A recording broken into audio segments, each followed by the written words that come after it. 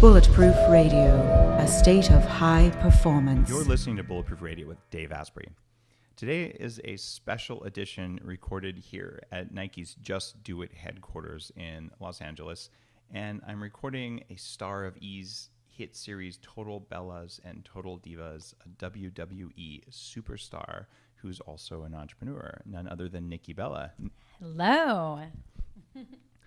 I'm really excited that we both made our schedules work out in order to do this, because I've been wanting to ask questions of someone who does what you do, which is crazy. I know. I hear that a lot, but only in the ring, nowhere else.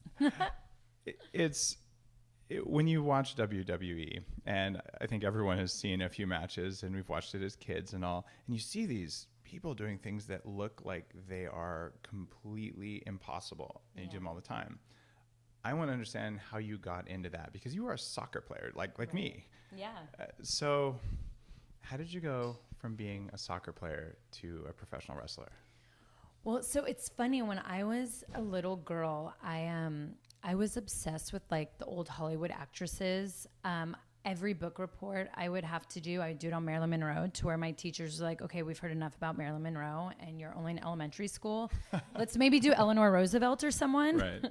And I was just very, like, I loved the black and white movies. I loved Vivian Leigh. I was just in such awe of those women.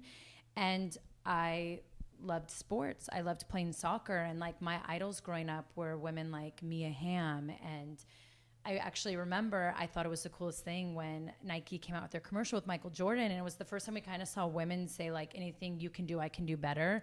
And she was just my instant, like, yes, I want to be that. And so it was kind of funny, because since I've been young, I've always been a girly tomboy, which is very funny to say. But I was very drawn to the entertainment industry, but didn't want to give up my sports. And my goal since I've been young, it was always to be, I wanted to be in the World Cup. That was like my one goal. But there was part of me that wanted to be this old Hollywood actress, not like the New Day. I wanted to like walk into the black and whites with all like the diamonds and look like Marilyn and have that presence. And my sister would always tell me, like, Nicole, no offense, but you were not made like that. Just stick with your sports. And I was like, yeah, you're right. I'll just daydream into that. And when my sister is the one who actually brought WWE to me, I didn't grow up as a fan, because the people that I was raised with, no one was fans. Like, none of my friends were talking about it, or my cousins. I do remember in high school, my brother started to talk about The Rock all the time and always wanted to drop an elbow on me. And I was like, what is this? What are you doing? But when my sister came to me about this diva search, and she's like, you have to see what these women are doing on TV. They're wrestling and it's amazing.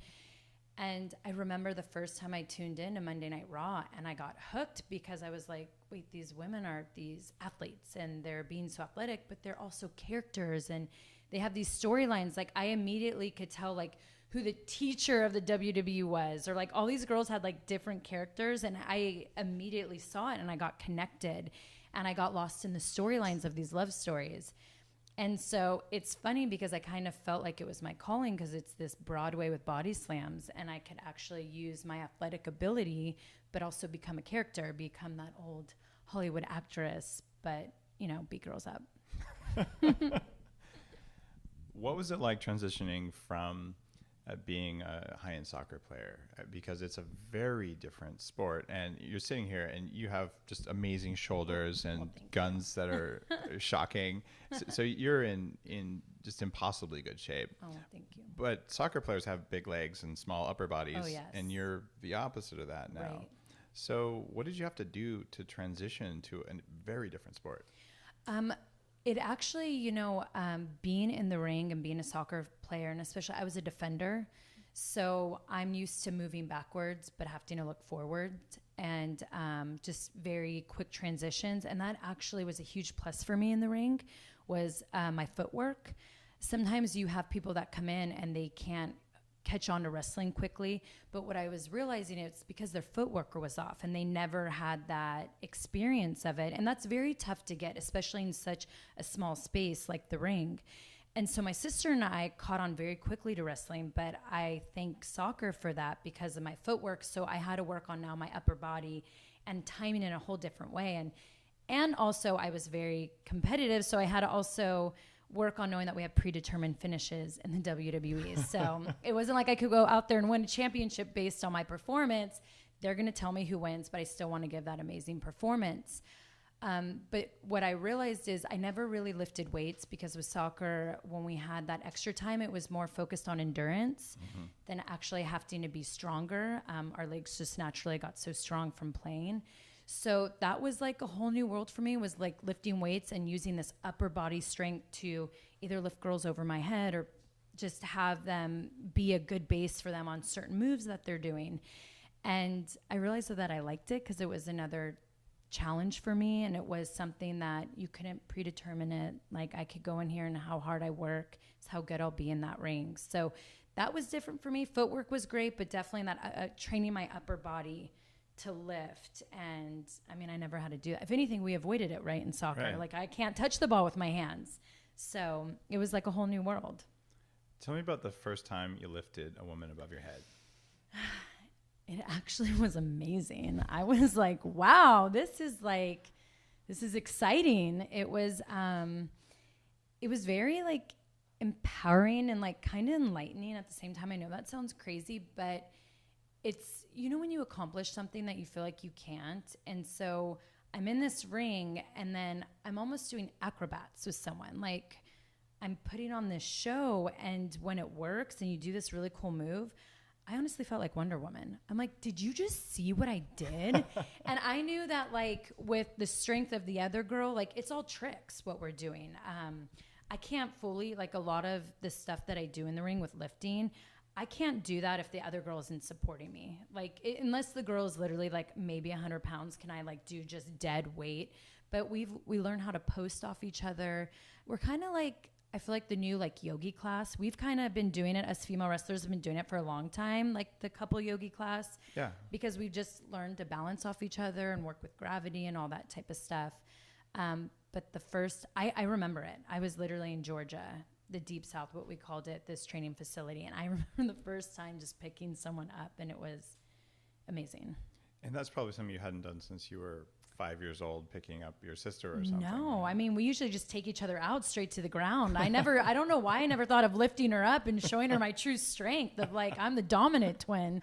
I wish I knew it, but that was literally like the first time ever. I mean, actually I did do cheerleading in 8th grade, which I was very proud of. And I was the base, of course. I couldn't be the flyer. So 8th grade, I was like throwing everyone up in the air because for some reason Bree and I, we grew very quickly, like above everyone else. And I'm like in middle school, actually it was elementary school, walking around 5'5", like wow. Mature. I mean, the Latin genes, my poor dad. He's like, I swear those girls are 10 years old, but we looked 16. But so I was an immediate base in 8th grade of just launching girls in the air, but it was different. We did it with our arms, and I don't know, it wasn't like wrestling. How long did it take you to where you felt really comfortable? Because what you learned was very much like partner yoga. Yeah. You had to put on all this muscle in your upper body that wasn't there before, and you had to learn the skills. Is this a 1 year, 6 months, 3 months? Honestly, it took me a good, I want to say 6 years. Wow. Because what we do at WWE, it goes beyond the sport and beyond the athletics. We have live TV. We have a live audience. And not only with our live audience, we have all these viewers tuning in live. So you have millions and millions of people watching you. And with our live audience, it's all about connection. And if you don't connect with the crowd, you're not going to get the feedback you want from the crowd, which means you're not going to get the feedback you're getting from the people in TV land, and you're not getting it from your boss or even your opponent. And so for me, it was this whole new world of like, I'm trying to learn the craft of wrestling and being the best there. But now I'm in the ring and I need to tell a story. So here I have this blank canvas, which is the ring. And now I need to paint it to give this amazing story or Broadway for my live crowd. And I want my live crowd to interact with me and boo me or cheer me or gasp when I do something, just be lost in the moment, the story that I'm telling them. And that was a lot of work, especially when you have 3 live cameras looking at you and there's a red light. Like, you have to follow the red light. And a lot of people don't realize that with WWE superstars. Like, we have to be so aware of our surroundings And then we work with the referee. It's always like having a third person in the match. Like, we use our referee to the fullest because he or she is always about telling that story with us or helping us and communicating. So when I thought I had it down in the training facility, I was down there for a little over a year. I was like, I have this wrestling thing. I'm ready to make it up to the main roster, go on live TV. That was a whole new world. And I was like, oh my gosh, like this is hard. And I feel like I took 11 months off after 5 years of wrestling. And when I came back, I feel like that's when I finally started to get it. And because I started to really know my audience, I started to know my brand, I started to know how I could use my craft to make me a larger than life character. So that was like 6 years in the making almost. I love it that you talked about the cameras. I went on the Dr. Oz show a couple times. Yeah. And most of what I do is on stage. So I'm on Tony Robbins stage or something. And it's easy because you connect with the crowd. You don't worry about the cameras. But on Dr. Oz, there's 10 cameras. And look at this one, look at that one. And still remember what you're going to say and think and watch the audience. And it is a neurological shifting of gears. I can't even imagine doing physical activity and all of that. So it was a cognitive thing for you. Right. Oh, big time. And think not only that, you have someone else's life in your hands and you want to make them look good. And so I'm thinking of like when I had my finisher, the rack attack, I knew how hard that was going to be at the end of the match to lift someone up. So I had to save some energy for that. But then I also want to give it my all in everything that I do. So I'm thinking of that as I'm thinking of the live crowd, as I'm thinking of my opponent, as I'm thinking of the cameras, as I'm thinking, does my boss like what I'm doing? There's so much that goes on in your mind. And it's like you have to be so prepped before you go out there and have such a clear head just to give an amazing 6 to 15 minute performance. When you're in the ring, are you more afraid of failing in your art or your craft or this whole set of things you do? Or are you more afraid of the floor when someone has you above their head? I was born super tough, so floors don't scare me. Pain doesn't scare me. But what actually scares me the most when I'm out in that ring, it's the connection with the audience. Okay. Nothing is worse for a WWE superstar than a quiet audience because it means they don't care. Right. So that was always my biggest fear. And you have to, like, your audience is going to be so different. So we're in 147 countries. So my audience in Texas is going to be a lot different than my audience in Washington, New York, Australia, Europe. So you have to learn to adapt live. And that was also very difficult because we may go out there and have this plan of the story we're going to tell, but the audience might not understand it or care. So you have to switch it up to get them engaged, because if you just keep trying to do what you're going to do, you will probably get "this is boring" chant. You don't ever want the boring chant. That is like, that is like losing the championship game in the World Cup in the worst way. To like PKs when it's like 5-5 and you miss that last one and you're like, that's like how the boring chant is to us. It's just, it's the worst thing ever. But have you had the boring chant? Thank goodness. I feel like I need to knock on wood. I have not had the boring chant. Okay. I've had some other chants that I wish I never got. Okay. But they deal, when you're in a relationship, the fans think it's really funny to chant like either about your boyfriend or spouse. All of us girls have gotten it. And I'm always just like, you're taking it all away from us women. Like, but at the same time, they're connected. They know who we all are. They know our stories. And I'm always like, that means you're watching Total Divas and Total Bellas, so thank you very much. You know our personal lives. There are a lot of people listening who are interested. All right, what do you do to look the way you do? Oh, tell me what you eat. Tell me how you exercise. A big part of what I do is, first you have to like live life to the fullest. I'm so a person that if I live my whole life with restrictions like, okay, you can never have a carb again or drink, or you go on vacation and you can't even enjoy it, I just don't believe in that. And I feel like you're not going to look the best you, because I truly feel like when you're happy inside and out, that shines more than anything. And confidence. If you have confidence, you could walk in like 3 sizes bigger and people probably think you've lost weight, because confidence is just so key and it shines so much. But my tricks to staying in shape, because I'm not going to lie, I can be very hard on myself at times. And I think it's the athlete in me. It's not for me about looking skinny. If I feel like my abs aren't looking like the way I want, I'm like, why is this not happening? Do I have too much sodium? But I love wine. I'm a huge wino. And that's something that You run a wine company. Yeah. So. I mean, I killed so many vineyards in Napa Valley that I literally had winemakers be like, do you want to get in the business? And I was like, I was waiting for you guys to ask. I didn't know how much of wine I had to drink to get invited. But a trick that I've done for a long time, I really love to count calories. And I feel like after all, I don't want to say diets, but lifestyle changes I've tried, counting calories works the best for my body type. And I think it's because I do like to have fun. I like to have my drinks. I like to have my sweets every now and then. I like to go out and have my girl dinners and date nights. I put my wine in the morning. So I will usually put 2 glasses of wine in my little calorie count app. So I know that whatever I consume for that day, I will make it to those 2 glasses of wine. I can't go over. And then if I never want the wine, I'm like, well, I'm under my calories, so I might as well have a dessert. Like it's such a win-win situation, and you actually lose weight. And don't get me wrong, I fluctuate like no other. One week I'll be like, you know what, I'm just gonna be on a food vacation, and I'm gonna go have I go to this coffee shop and get my old-fashioned maple donut. It's like the best ever. I was actually embarrassed because Sunday I didn't do carbs last week. I kind of wanted to shock my metabolism. So I took out carbs and sugar. And then Sunday I was like, I'm going to go get my donut. I'm obsessed with donuts.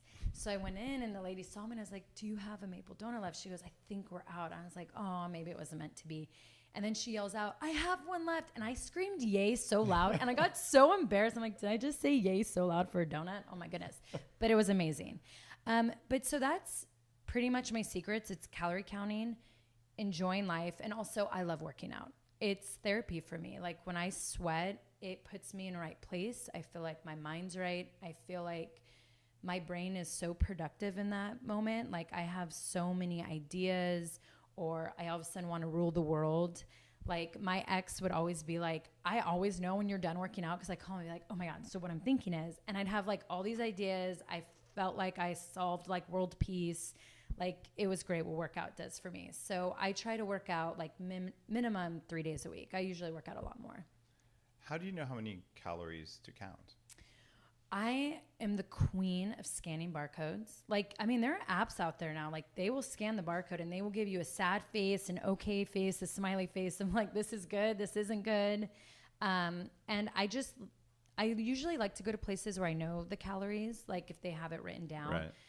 But I just try to assume, like, I'm like, yeah, that's a few ounces of chicken, or that's this. So I try to calculate it myself. And how do you set your target for how many total per day? Well, there's a trainer I used to work with, and he gave me some tricks that probably aren't the best. But he was like, if you really want to, like, lose weight, try to consume 1,200 calories a day and keep a workout in and just double up on your water. And so I will do that at times when I feel like a photo shoot's coming up, or someone wants to post an Instagram with me in a swimsuit or a little outfit, or if I make a comeback in the ring. I like to get on to 1,200 calories, and I use a lot of shakes in that situation just so I can consistently be consuming food all day. But it's if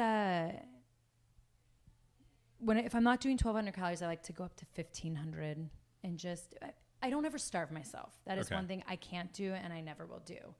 I wouldn't even be able to sleep if my stomach was growling all night, which I feel bad. I've done that a few times. I'm like, what am I doing? I'm not even sleeping, and I lose more weight when I sleep. Especially in women, being really hungry affects sleep before it does in men, as far as I've been able to tell. Yeah. We have something at Bulletproof Upgrade Labs, which is here at Nike, that will measure your metabolic rate and tell you exactly how many calories you can consume to maintain your metabolism now, which is kind of cool because my number is something like 2,400 calories, but I'm 6'4" and about 11% body fat now, which that's amazing. As a former 300-pound obese person, I'm pretty excited about that. That's incredible. And we also know that different calories can do different things, but if you eat 3,000 or 4,000 calories, that's probably not good for you based on all this science, even if you can do that and still keep your weight down, which I figured I could do if I ate less carbs, basically. Yeah. So it'd be interesting to get your number so that you know. That. All right, we're going to get that for you. Because I also feel, and I know, I mean, everyone goes through this, like I'm going to be 35 in November. And I can't believe what a change. I feel like I've seen it. I'm blaming my metabolism. I mean, I'm not going to lie. I even went and got my thyroid check because I'm like, I wanted to blame that first. Yeah. And my doctor called me and goes, your thyroid's fine. I'm like, dang it. So can't blame that. But I feel like I'm going through a shift. Your hair is too nice. Oh, well, thank you. If your thyroid was off, your hair wouldn't look the way it does. And she's like, well, what's the issue? I'm like, well, I have these last 5 pounds that I can't lose. And I think it's my thyroid. And I could tell I had a little bit of an eye roll from her, but I was like, let's just check it. You never know. I'm getting to that age. You're really smart to do that, actually. Oh, well, thank you. I think everyone listening who's 35 who's never had a thyroid check, unless you just feel amazing all the time, which is 5% of people now, right? It's worth looking at. So I agree, because I didn't even realize that when you get pregnant 35 or older, you have a whole new doctor. Oh yeah. I was told that too, getting closer to 35, that I needed a new doctor the day I want to become a mom. And I'm like, I don't think women sometimes realize those changes when we're in our mid 30s, because we kind of still feel like we're in our late 20s. You know, we don't want to admit it.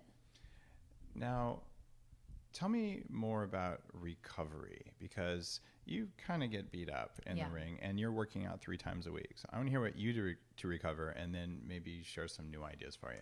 Yeah. Well, I have to say, giving a tour already through your body lab, I'm going to probably be bothering you once or twice a week, because I wish I had your recovery when I've had some injuries. But I've loved cryotherapy. I've always have been a big fan of cryotherapy. But before that, I just would do a lot of physical therapy. I'd also listen to my doctor. When I had my neck surgery, he was like, if you stay in your neck brace for 6 months straight, he goes, I promise you, you will have incredible results. And there were so many people telling me, like, you only need it for 3 months and you only need this. And he would tell me, stay off of freeways, try not to be in cars, do this, do that. And so for me, listening to my doctor with my recovery was so amazing. I got back into the ring 7 months later, when majority of people who had my injury were like 14 months or even longer than that. And I truly feel like, because I listened to my doctor and I followed exactly what he said, that helped me. But it's also, sometimes I think when people get injuries, you feel like, okay, now I have to just sit at home and let this heal.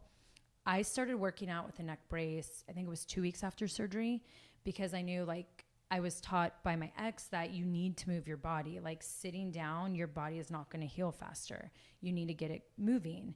And so I just would start to be very active and not want to sit around. And I feel like that helped me a lot. Power prayer helped me a lot. So those are some of my tricks. I think I did some other things. Now walking through your lab, I'm like, dang it, I needed this. It's possible now to recover faster than Mother Nature ever intended. Yeah. And what I've found, even in my own life, I'm no professional athlete, but I'm a CEO and I've been an entrepreneur and tech guy for a long time. And there's times when you don't need to just burn the candle at both ends, because it turns out you can also burn it in the middle. Yeah. And in that kind of we'll call it a sport, no matter what you do, no matter how successful you are, there's always more work you could do to be even more successful.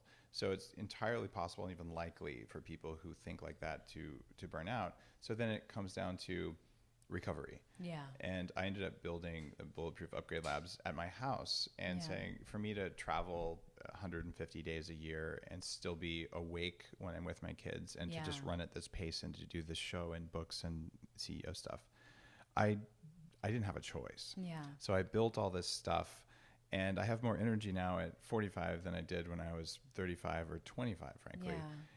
So when we take that stuff and use it for athletes, is it really possible to send a signal to your skin that says, build more collagen? Right.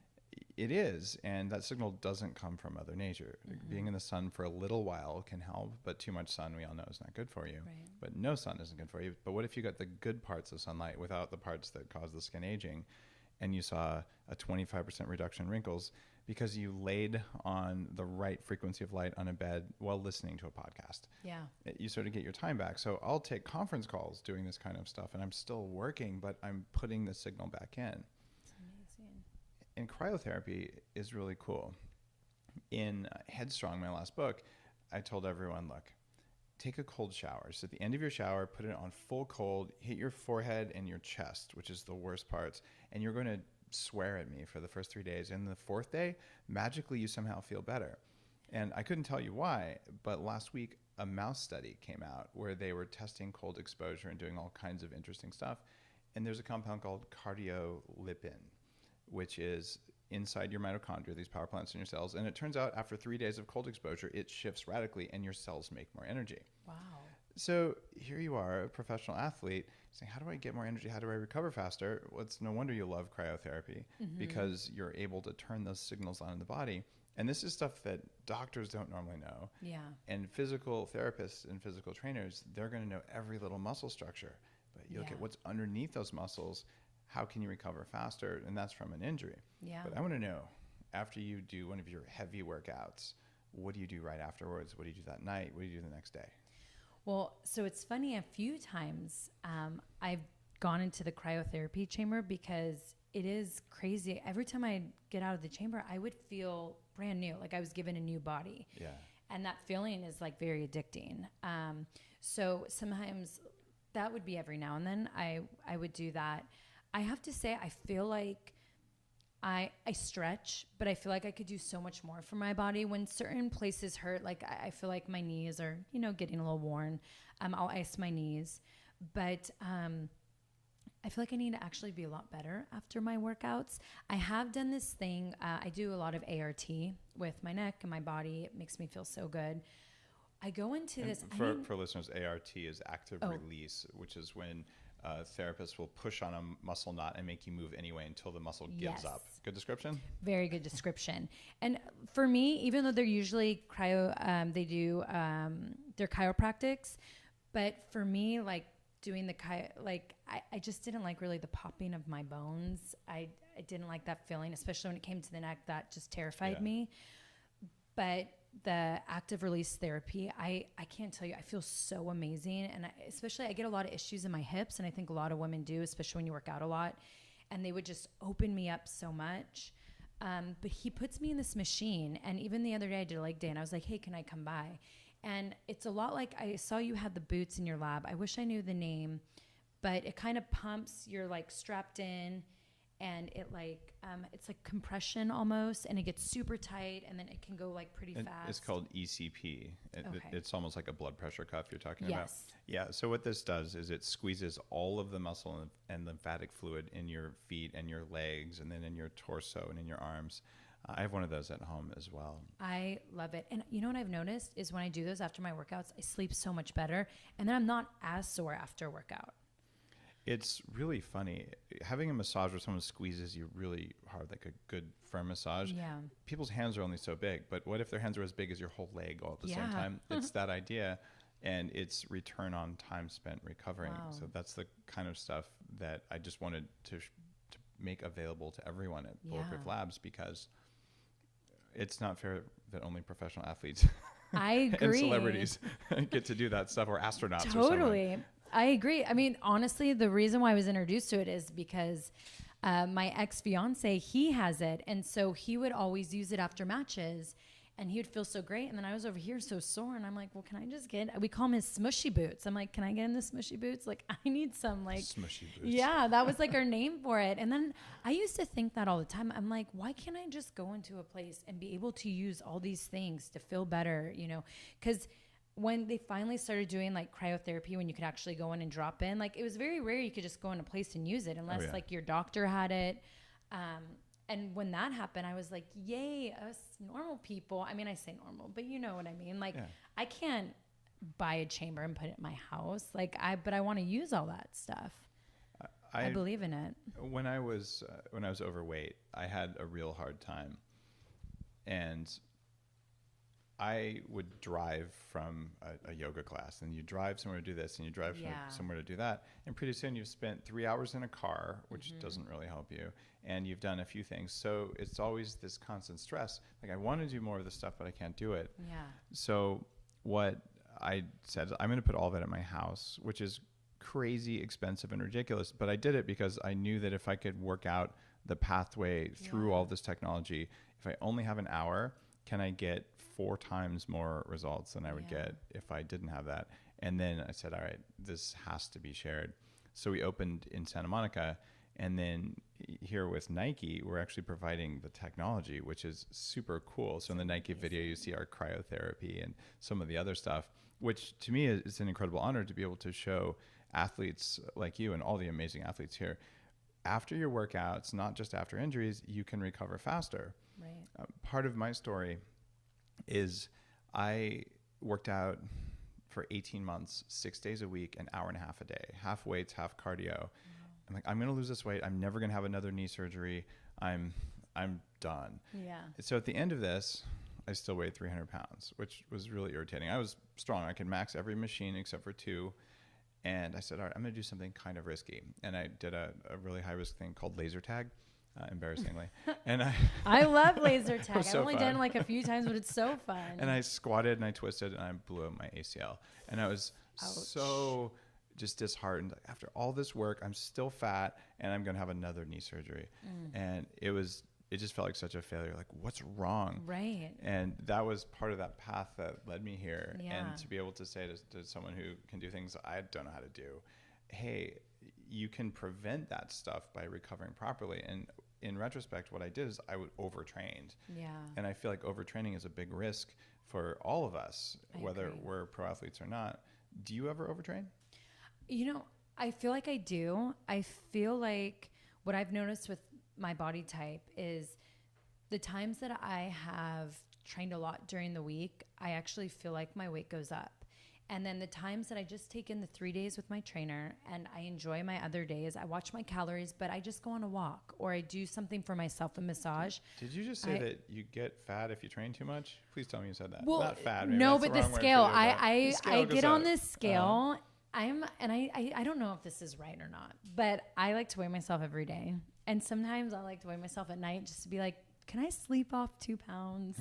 Like I'll like make It's myself mostly sleep water, in. but Yeah, yeah. right. Exactly. And I just would notice like the scale going up. Like lately I've been lifting a lot, like heavier with weights, and my scale's gone up. And I'm like, am I doing too much to my muscles? So am I retaining water? Because are they, like, I always think about that stuff. Because I feel like when I really relax them, I seem to be like thinner. And so I'm like, wait, are they happy now? They're not like inflamed. I've always been curious about that. And I've always, and you probably know this, stress, like especially being an entrepreneur, Yeah. I feel like more than ever in my life, I stress out a lot.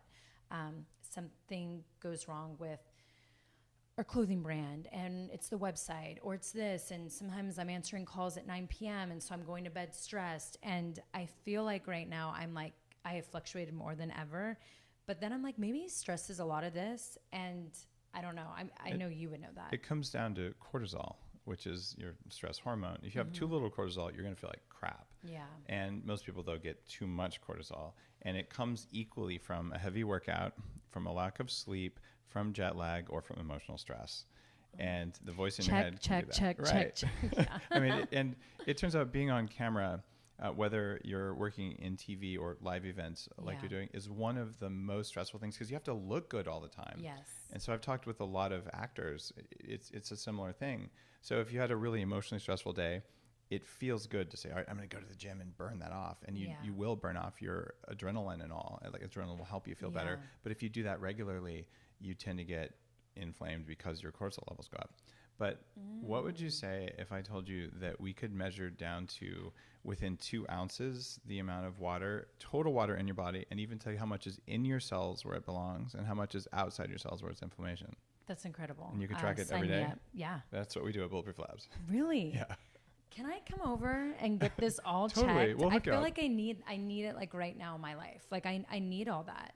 I feel like everyone needs that. You need to know. Everyone does. This is the stuff that should be at every drugstore. This should be at every exercise facility because we have the technology now and we didn't have it 10 years ago. It's new. And so no one hears about it. And I'll tell you, when I get on the scale in the morning, I don't really care about the top line weight, but I can tell you I have 28.2 pounds of fat in my body. Yeah. And I can tell you that my visceral fat, the really dangerous stuff that you can't see, is very That's low. that yellow, right? If you were to cut it open. Well, that's the fat that would be packed around your organs that's yellow. Okay. You know, that's me trying to sound like a doctor. Yeah, no, but it is yellow. The yellow yeah, you stuff. have the white fat under your skin, you Yeah. have the yellow fat around your organs, that's bad, and you have the brown fat between your shoulder blades that causes you to burn sugar and burn fat more effectively. And that's what cryotherapy does for you. Oh. So there's basically two big types. Yeah.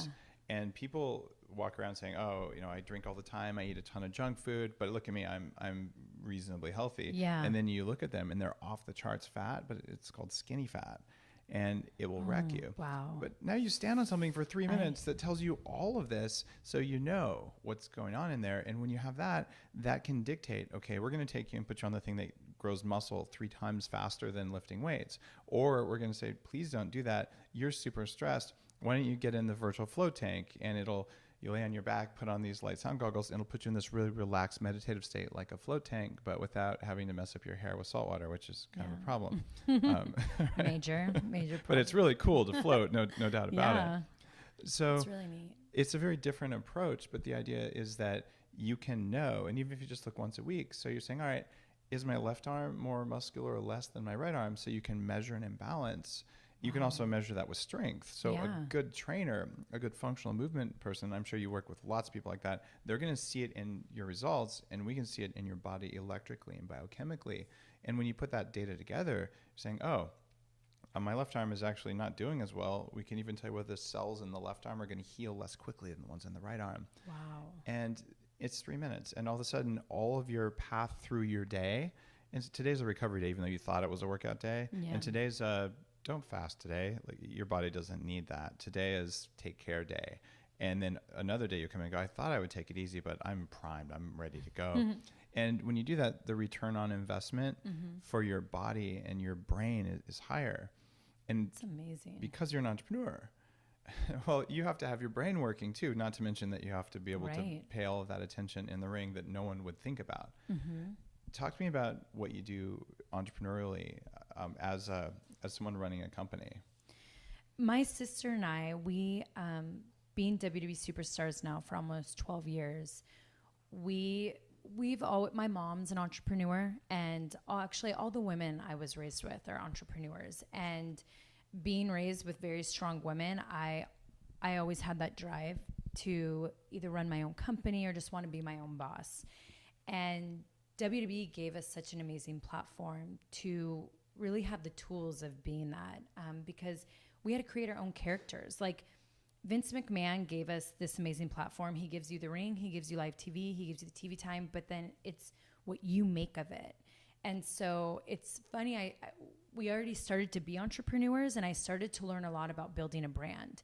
So my sister and I really started to study the audience and our fan base, and really were like, how can we make the Bella Twins a brand? And then we got the opportunity of our reality shows, Total Divas and Total Bellas. And we saw that even more as this platform to grow as entrepreneurs, but also to have a voice. And being just talent on Total Divas and Total Bellas, I knew I wanted more. So I worked a lot behind the scenes because I wanted to be an executive producer. I just didn't want to be talent. And so now I'm an executive producer of both Total Divas and Total Bellas, because I crave being a part of the creativity and more than what it is just to be in front of the camera, and just having control of my brand. Because I realized they would feed you so much of what to say, or this is the environment, but I didn't have control of my brand in that way. And as an EP, I have so much more control. I have to be taken seriously more, which that's been a learning experience from being talent and then coming more into an executive level of having people want to treat you more now as a coworker instead of talent. But my sister and I just knew that it's kind of funny that I'm wearing the shirt I'm wearing. As we grew into being entrepreneurs, we just wanted to have purpose. The day I leave this earth, I don't want to be known as just a female wrestler or reality star. I want to know that I changed people's lives. And even if it's just 2 people, I want to know that I made some good change in this world. And I really love being a role model. And so that's why my sister and I created this company called Birdie Bee. It's not even a year old, and I have to say it's been such an amazing learning experience being an entrepreneur, of letting other people have a voice in your company and giving them the power to control things, and then it gets out of your hands and a lot of mistakes are made, but it comes back on the owners. And hiring people that have your vision and your passion, I think that's been the biggest learning experience for me as an entrepreneur, because some people can have an amazing resume, but if they don't have your passion and your vision at the end of the day, you're not going to grow the company to where you want to grow it to. It's also learning. I've learned. Hold on, you've only been doing this for a year, and Yeah. you magically figured this out. Who taught you that? myself going through it. Okay. Learning from rapid mistakes. evolution. Okay. Yeah. And I'm so happy that it happened less than a year and not like years from now. But then it's also stuff that I was raised to know this, but I'm also a very trustworthy person. And I feel like what I've learned being an entrepreneur is I need to have more of that hard shell and like be more of that woman boss where you're not known just because you want to control certain things doesn't make you a bitch. It means that you just want to be the best that you can be. And so I can't tell you how much I've learned in the past 9 months, but my sister and I, we've started this company, Birdie Bee, and we really want it to be this amazing community for women. Like that goes way beyond apparel. And we give back to charities every month. We like to pick different charities. And we're just in the process of it. We already like want to go through a revamp. We just have learned a lot from it. We also have a wine label, and that, what I've realized is a lot of fun for me because I am a huge wino. So I'm like now in the wine industry. I like Napa Valley now. It can be a business trip, not just a trip for pleasure. And it's so much fun to see the process of it and know that it's mine. It's like I get to go. I always make sure I'm there for bottling because I think it's so amazing to see your wine get bottled and then get the labels put on. And I've really, really enjoyed that. And it's also just been fun to continue to grow my sister and I's brand. And I think some people are made for it, but I guess out of it all, my sister and I have realized from the beginning at WWE that we've had this amazing fan base. They literally have called themselves the Bella Army. And for me, when I see brands that do so well, it's because you have to appreciate what your foundation is. And like our foundation are our fans. Like Brie and I know that we'd be nothing without our fans. And so as we grow this brand, we really love having it be very much appreciating who our fans are. So whenever we create a company like Birdie Bee or Bella Radici, we're always thinking of our fans, as well as our reality show. I put my whole life out there, and I'm not gonna lie, it's very hard to relive at times when you go through the downs in your life.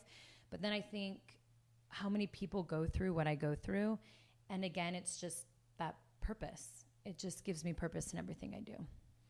If someone came to you tomorrow as an athlete, as a human being, as an entrepreneur, and said, based on everything you've learned in your life, what are your 3 most important pieces of advice for me if I want to perform better at everything I do? What would you say 3 most important things are? I would say if you run a company or you want to start a company and you have investors, be a part of everything. The books, where the money goes, who you're hiring. Hire people with passion, with your vision, but know the ins and outs. That's one thing that I wish someone told me when I started a company instead of relying on others, that even if I wasn't the one putting the money into it, I should know where the money's going. So have a good degree of visibility and control. Yes. Okay. Second, whatever it is you do, have passion for it and make sure that it makes you happy. I think if a job feels like a job, you're not going to have happiness in your life. But if your job feels like life and it's happiness, to me, that's true success. So it doesn't matter what the paycheck is or where you live. As long as you're happy, success can be anything. And so for me, just love what you do and do what you love, and life is so much better and so much more comes to you. And 3, I would say know your top 5 values of what you value in people and what you value in your life, and put that into your work and put that around the people that surround you. I've realized that the 5 people that I keep close to me, I like having those 5 values in each one of those people because they make me a better person. And that's something that I've learned actually from the past 12 years, that I wish I knew that when I was younger, and I wish a lot more younger people would know that the people that surround you the most make you who you are. And I wish when I was younger, I surrounded myself with a lot more better people. But it was I've had an incredible journey. And now that I know it, and I'm still 34, it's crazy how much stronger and better I've become with those people around me. Beautiful. Nikki, thanks for being on Bulletproof Radio. Thank you.